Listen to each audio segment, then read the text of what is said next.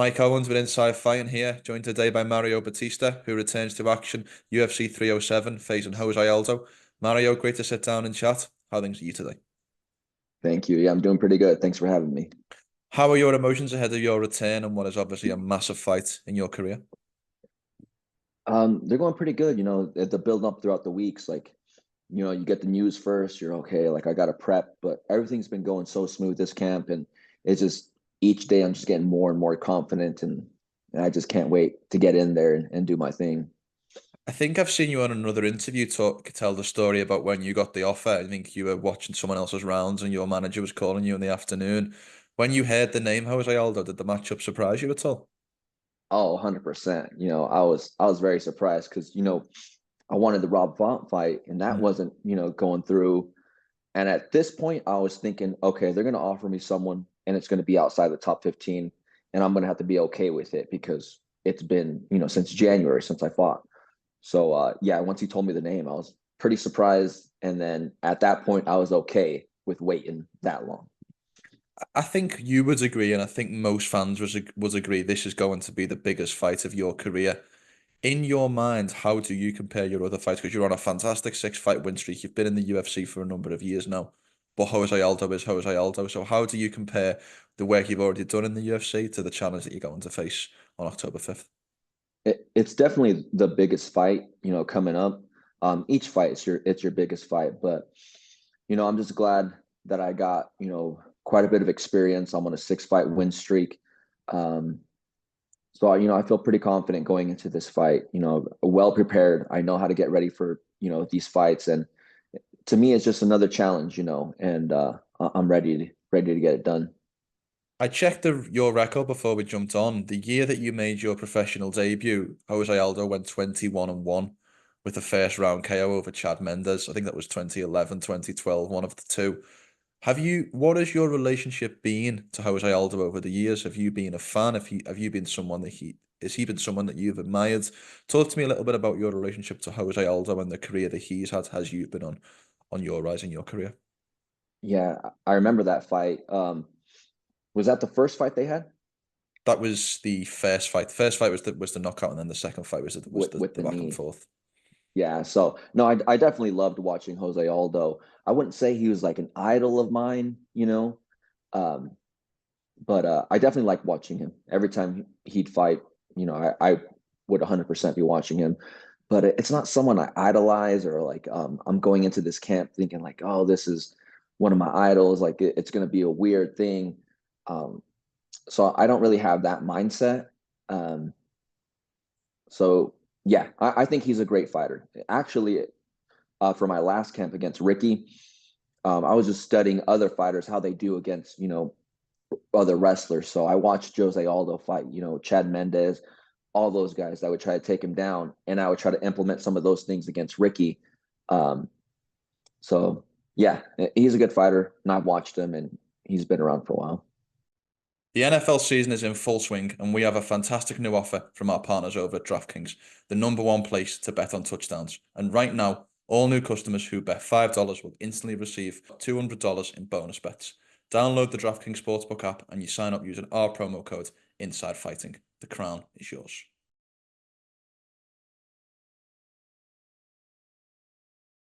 The Salt Lake City element is certainly another interesting angle on this fight card. How do you feel about fighting an elevation? Is that something you've done previously? Talk to me a little bit about how you're feeling of fighting a high elevation.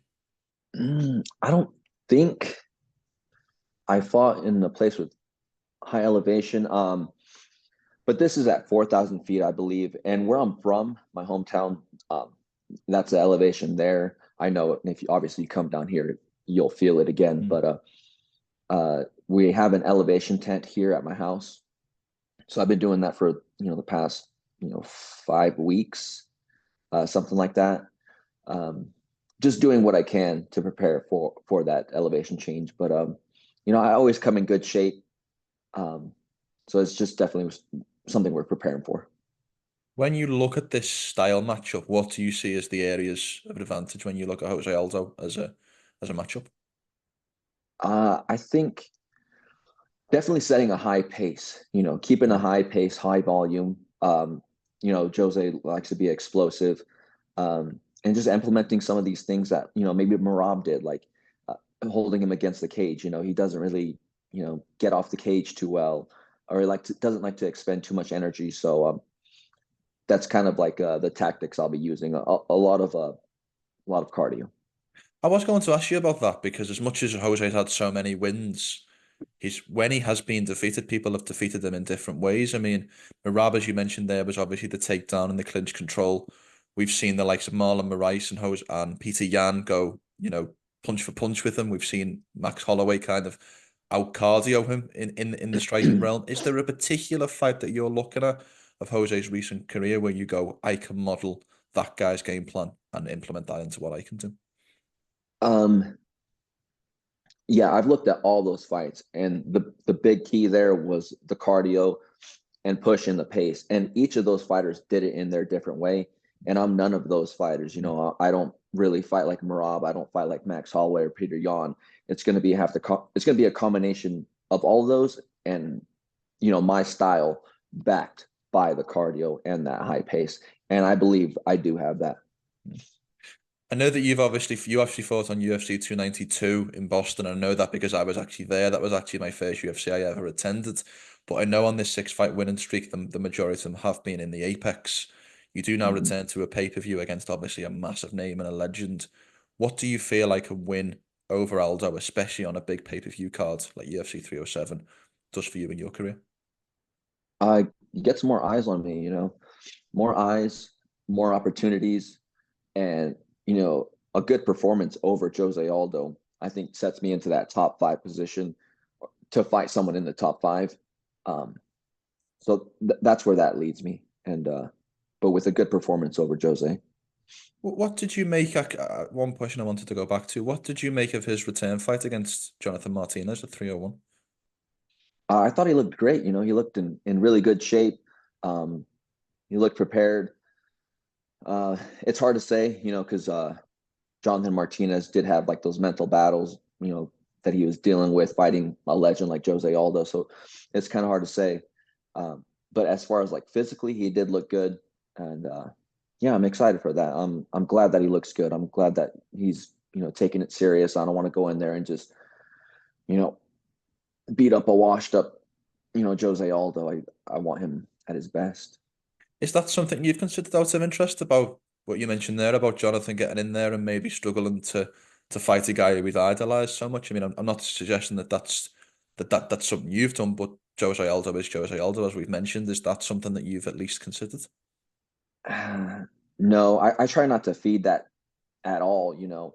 In my mind, if we're fighting and you're trying to hurt me, with punches, kicks, knees, whatever it is, like I don't care who you are, I'm gonna defend myself, and I'm gonna try to hurt you back too. Like it doesn't matter who you are.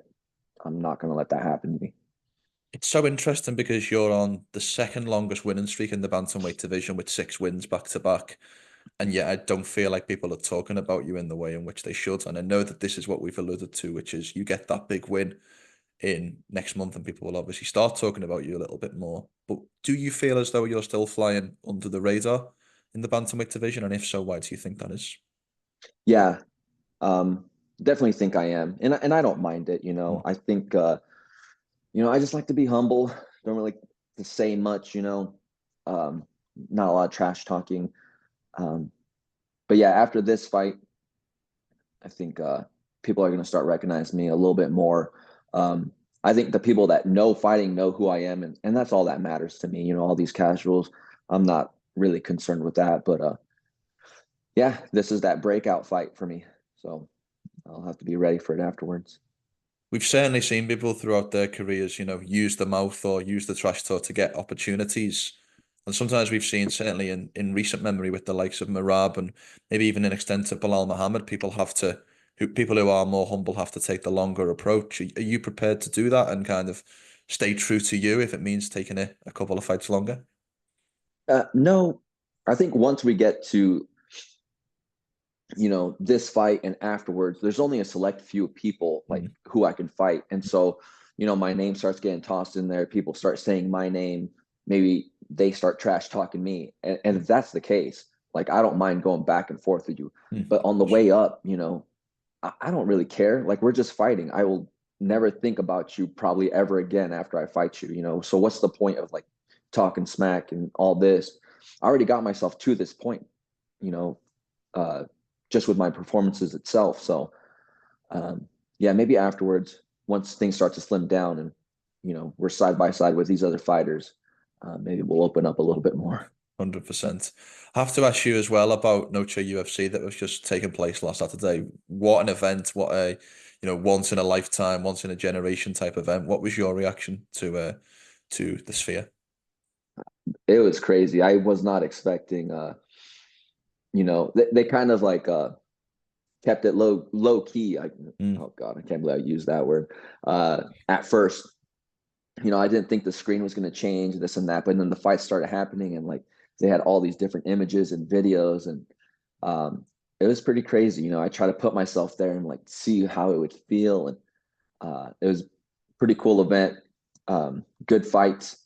Um, so it was pretty crazy. What did you make of the main event between Sean O'Malley and Merab Dvalishvili? Do you see it as one of those where there's been a lot of speculation online that maybe Sean had an off night? Do you put it down to that, or do you look at it and say what happened in those 25 minutes was down to Merab?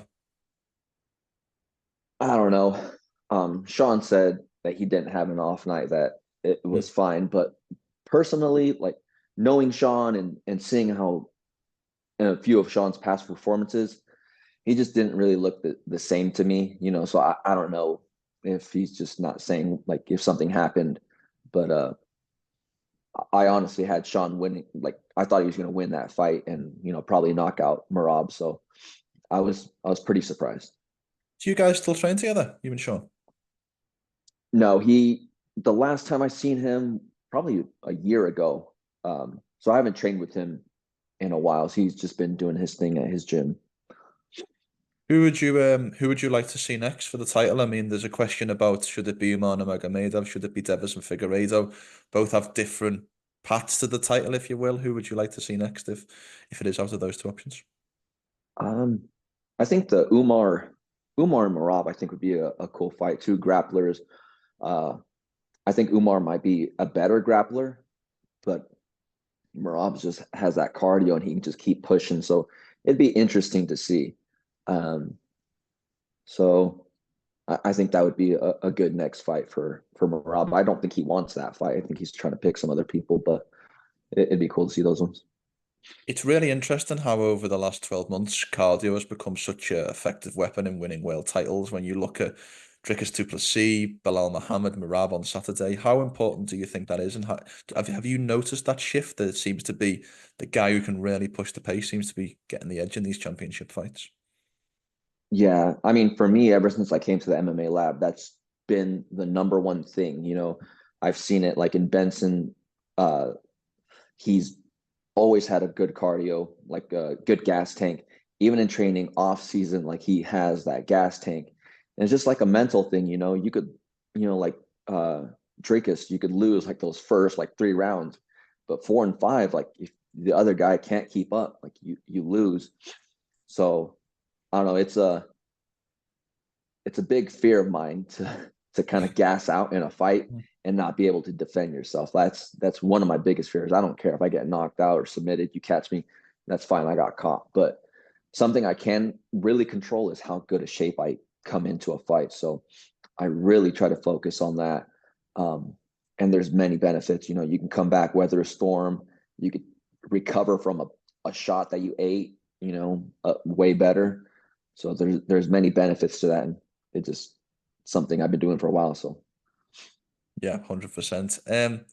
Obviously we're not looking past Jose Aldo in just over 2 weeks' time, but assuming you get that win on October 5th, do you almost have a plot in your mind of how you want to climb these ranks? Do you have a kind of path forward that you look at for potential opponents for 2025?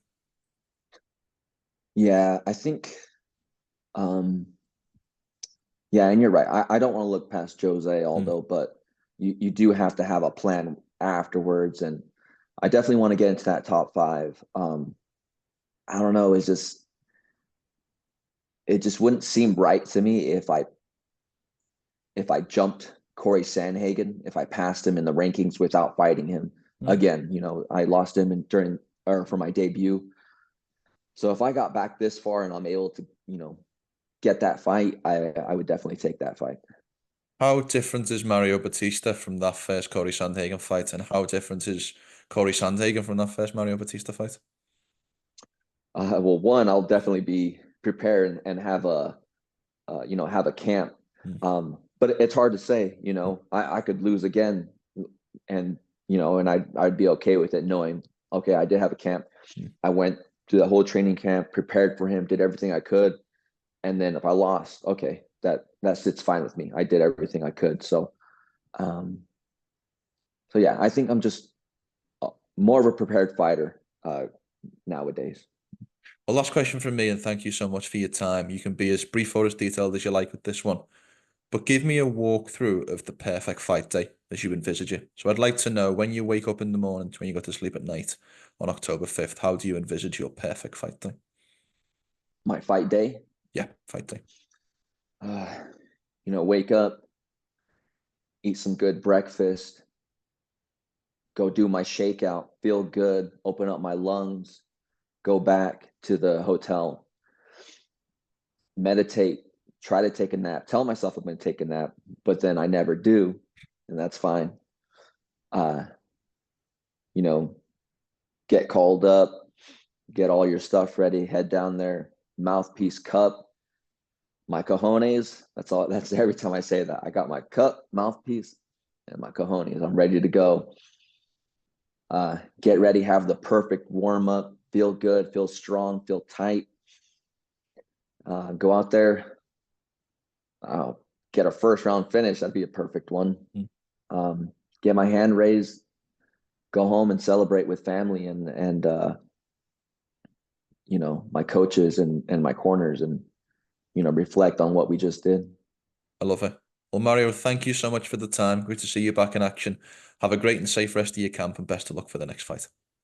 Thank you, Mike. Thanks for having me.